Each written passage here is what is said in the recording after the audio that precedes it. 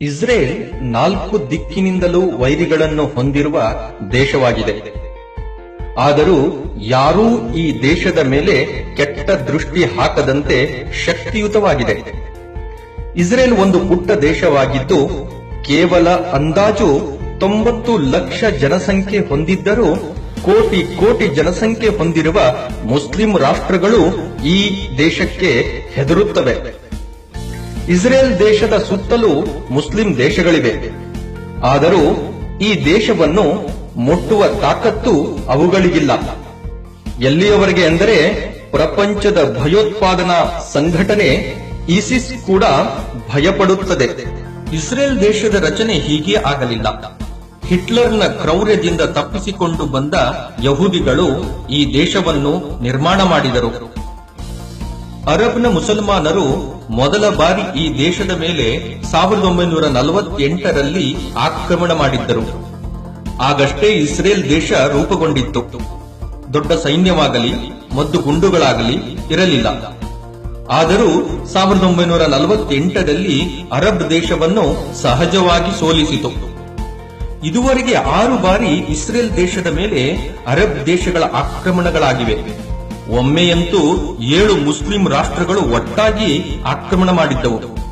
ಆಗಲೂ 7 ದೇಶಕ್ಕೂ ಇಸ್ರೇಲ್ ಸರಿಯಾದ ಪಾಠ ಕಲಿಸಿ ಮರಳಿ ಕಳಿಸಿತ್ತು. ಬನ್ನಿ, ಇಸ್ರೇಲ್ ದೇಶದ ಬಗ್ಗೆ ರೋಚಕ ಸಂಗತಿಗಳನ್ನು ತಿಳಿಯೋಣ. ಇದು ಭಾರತದ ಪ್ರತಿಯೊಬ್ಬರೂ ತಿಳಿಯುವುದು ಅತ್ಯಂತ ಅವಶ್ಯಕವಾಗಿದೆ. ಇಸ್ರೇಲ್ ಯಾವತ್ತೂ ತನ್ನ ದೇಶ ಮತ್ತು ದೇಶದ ಪ್ರಜೆಗಳ ಮೇಲೆ ಅನ್ಯಾಯವನ್ನು ಯಾವತ್ತೂ ಸಹಿಸುವುದಿಲ್ಲ. ಇಸ್ರೇಲ್ ದೇಶದ ಪ್ರಜೆಗಳನ್ನು ಯಾರಾದರೂ ಹತ್ಯೆ ಮಾಡಿದರೆ ಅವರ 50 ಜನರನ್ನು ಹತ್ಯೆ ಮಾಡುವ ಸೂತ್ರವನ್ನು ಇಸ್ರೇಲ್ ಅನುಸರಿಸುತ್ತದೆ. 1972ರ ಜರ್ಮನಿ ಒಲಿಂಪಿಕ್ ಗೇಮ್ಸ್ನಲ್ಲಿ ಫಿಲಿಪೈನ್ಸ್ನ ಭಯೋತ್ಪಾದಕರು 12 ಇಸ್ರೇಲ್ ಕ್ರೀಡಾಪಟುಗಳನ್ನು ಹತ್ಯೆ ಮಾಡಿದರು. ಆಗಿನ ತಾತ್ಕಾಲಿಕ ಪ್ರಧಾನಮಂತ್ರಿ ಗೋರ್ಡಾ ಮೇಯರ್ ಈ ಘಟನೆಯ ಬಗ್ಗೆ ನಿಂದಿಸಲಿಲ್ಲ ಅಥವಾ ಶಾಂತಿಯ ಭಾಷಣ ಮಾಡಲಿಲ್ಲ. ಬದಲಾಗಿ ಪ್ರತಿಯೊಬ್ಬ ಕ್ರೀಡಾಪಟುವಿನ ಮನೆಗೆ ದೂರವಾಣಿ ಮಾಡಿ ಹತ್ಯೆಗೆ ಕಾರಣರಾದ ಒಬ್ಬೊಬ್ಬರನ್ನು ಎಲ್ಲೇ ಇದ್ದರೂ ಹುಡುಕಿ ದಮನಿಸುತ್ತೇವೆ ಎಂದು ತಿಳಿಸಿ ಇಸ್ರೇಲ್ನ ಬೇಹುಗಾರಿಕಾ ಸಂಸ್ಥೆಗೆ ಈ ಕೆಲಸ ಕೊಟ್ಟರು. ಈ ಕಾರ್ಯವನ್ನು ಈ ಸಂಸ್ಥೆ ಅತ್ಯಂತ ಯಶಸ್ವಿಯಾಗಿ ಮಾಡಿ ತೋರಿಸಿತು. ಇಸ್ರೇಲ್ನ ರಾಷ್ಟ್ರ ಭಾಷೆ ಹಿಬ್ರೂ. ಸ್ವಾತಂತ್ರ್ಯದ ನಂತರ ರಾಷ್ಟ್ರಭಕ್ತ ಇಸ್ರೇಲ್ ಪ್ರಜೆಗಳು ಹಿಬ್ರೂ ಭಾಷೆಯನ್ನು ರಾಷ್ಟ್ರ ಭಾಷೆಯಾಗಿಸಿದರು. ಹೀಗೆ ಅದರ ಪುನರ್ಜನ್ಮವಾಯಿತು. ಇಸ್ರೇಲ್ ದೇಶದ ಪ್ರತಿಯೊಬ್ಬ ನಾಗರಿಕನು ಸೈನ್ಯದ ಶಿಕ್ಷಣ ತರಬೇತಿ ಪಡೆಯಲೇಬೇಕು.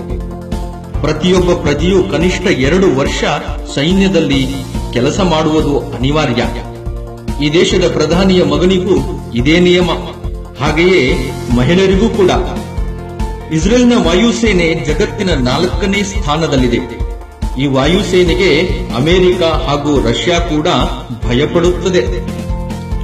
ಇಸ್ರೇಲ್ ದೇಶದಲ್ಲಿ ಹಿಂದಿನ ದಿನಗಳಿಗಿಂತಲೂ ಇಂದು ಹೆಚ್ಚು ಮರ ಗಿಡಗಳು ಬೆಳೆದು ನಿಂತಿವೆ. ಪರಿಸರದ ಬಗ್ಗೆ ಅತ್ಯಂತ ಕಾಳಜಿಯನ್ನು ಈ ದೇಶ ಹೊಂದಿದೆ. ಇಸ್ರೇಲ್ನಲ್ಲಿ ಹಂದಿಗಳನ್ನು ಸಾಕುವುದು ನಿಷೇಧ ಹಾಕಲಾಗಿದೆ. ಹಂದಿಗಳನ್ನು ಸಾಕಿದರೆ ಅವರಿಗೆ ಸೆರೆಮನೆ ವಾಸವೂ ಆಗಬಹುದು. ಇಸ್ರೇಲ್ನ 10ರಲ್ಲಿ 9 ಮನೆಗಳಲ್ಲಿ ಸೋಲಾರ್ ಎನರ್ಜಿ ಬಳಸಲಾಗುತ್ತದೆ. ಇದು ಜಗತ್ತಿನಲ್ಲಿಯೇ ಅತಿ ಹೆಚ್ಚು ಉತ್ಪಾದನೆ.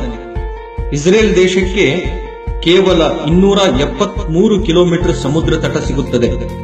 ಇದರಲ್ಲೂ 137 ಅಧಿಕೃತ ಬೀಚ್ಗಳನ್ನು ನಿರ್ಮಾಣ ಮಾಡಿದೆ. ಇಸ್ರೇಲ್ನಲ್ಲಿ 300ಕ್ಕೂ ಅಧಿಕ ಸಾಫ್ಟ್ವೇರ್ ಕಂಪನಿಗಳಿವೆ. ಇಸ್ರೇಲ್ ನಮ್ಮ ದೇಶದಲ್ಲಿ ಭಯೋತ್ಪಾದನಾ ದಾಳಿ ಮಾಡಬೇಡಿ ಎಂದು ಯಾವತ್ತೂ ಹೇಳಿಲ್ಲ. ಆದರೆ ನಮ್ಮ ದೇಶದ ಒಬ್ಬ ಪ್ರಜೆಯನ್ನು ಹತ್ಯೆಗೈದರೆ ನಾವು ಅವರ 1000 ವ್ಯಕ್ತಿಗಳನ್ನು ಮುಗಿಸುತ್ತೇವೆ ಎಂದು ಹೇಳಿದೆ. ಇಂತಹ ಶಕ್ತಿಶಾಲಿ ಮತ್ತು ದೇಶಭಕ್ತಿಯ ಉದಾಹರಣೆಯ ದೇಶಕ್ಕೆ ನಮ್ಮದೊಂದು ಹೆಮ್ಮೆಯ ಪ್ರಣಾಮ.